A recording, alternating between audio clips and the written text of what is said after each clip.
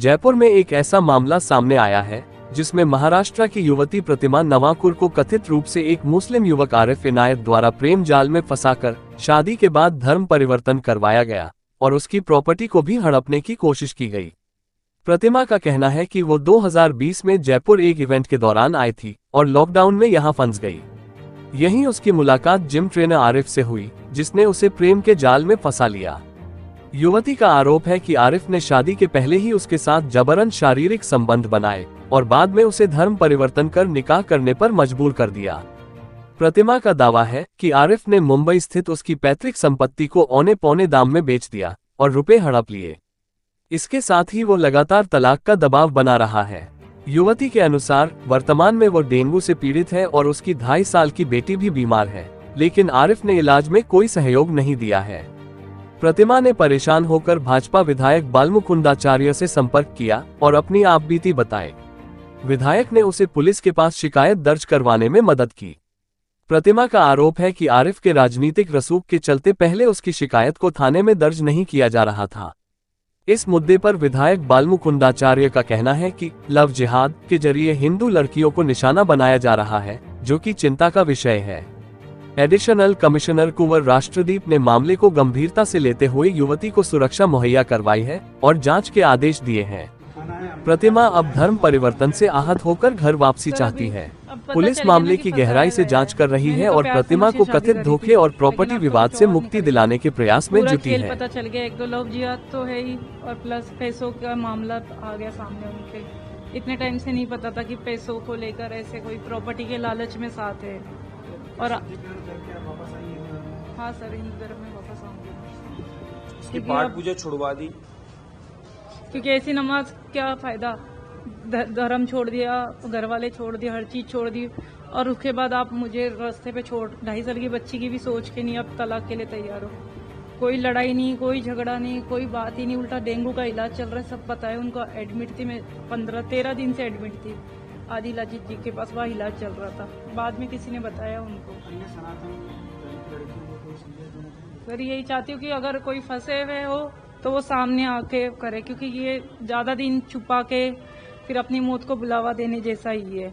आज मुझे सर जरिया मिल गए तो मेरी कार्रवाई हो गई, नहीं तो शास्त्री नगर थाने में कोशिश करी थी, उन्होंने साफ मना। क्या महिला राजी है शुद्धिकरण कराने के लिए वापस आने? ये स्वयं चलकर आई है। इसने ये जिहाद के मामले में फंसकर जो माहौल देखा, आप स्टोरी देखें इस बच्ची की रियल। एक बच्ची कार्यक्रम में जयपुर आई है, जयपुर आने के बाद लॉकडाउन लग गया है। लॉकडाउन में गलती से किसी जिम में चली गई है एक्सरसाइज के लिए। आप सोचो, लॉकडाउन में पहले बात तो जिम खुला ही क्यों था? लॉकडाउन में जिम चल रहा है, यही बता रही है ये। और उस जिम में ये चली गई और जाने पर ये अकेली बच्ची यहाँ रहने से उसको बातों में फंसा दिया गया और उसके सामने ऐसी नौटंकी की गई कि मैं सुसाइड करूंगा तो मुझे नहीं मिली। तो बच्ची ने मजबूरन उसको एक्सेप्ट किया। बॉम्बे 1 करोड़ की प्रॉपर्टी 30 लाख में बेची, बेचकर उस पैसे को इसको दिया कि मैं अपना खुद का जिम खोलूंगा। इसने उस पैसे को दिया, उस पैसे से उसने जिम खोला। ये खुद कमा रही है, खुद खा रही है, इसको अलग रखता है। और फिर इस बच्ची को पता चला है कब, जब इसकी बच्ची आ रही है तब पता चल रहा है कि वो ऑलरेडी शादीशुदा और बच्चे भी हैं। इसके सामने झूठ पे झूठ, झूठ पे झूठ, झूठ पे झूठ। खुद कमा खा रही है, अलग रह रही है, किराया भी चुका रही है, अपना खाना खुद खा रही है, ऊपर से जो पैसा था इसका प्रॉपर्टी का वो खा गया। और आज ये स्थिति हो गई कि ये बीमार है, डेंगू बुखार है, बच्ची का भी पालन इसे करना है। 2 बुजुर्ग माँ बाप बेचारे इसकी जिम्मेदारी है, वो भी आए हुए हैं। उसके बाद वो आदमी कह रहा है कि तुझे पैसा चाहिए, जो भी इसी का पैसा है, तो तुम मुझे तलाक दे। ये क्या बात हुई?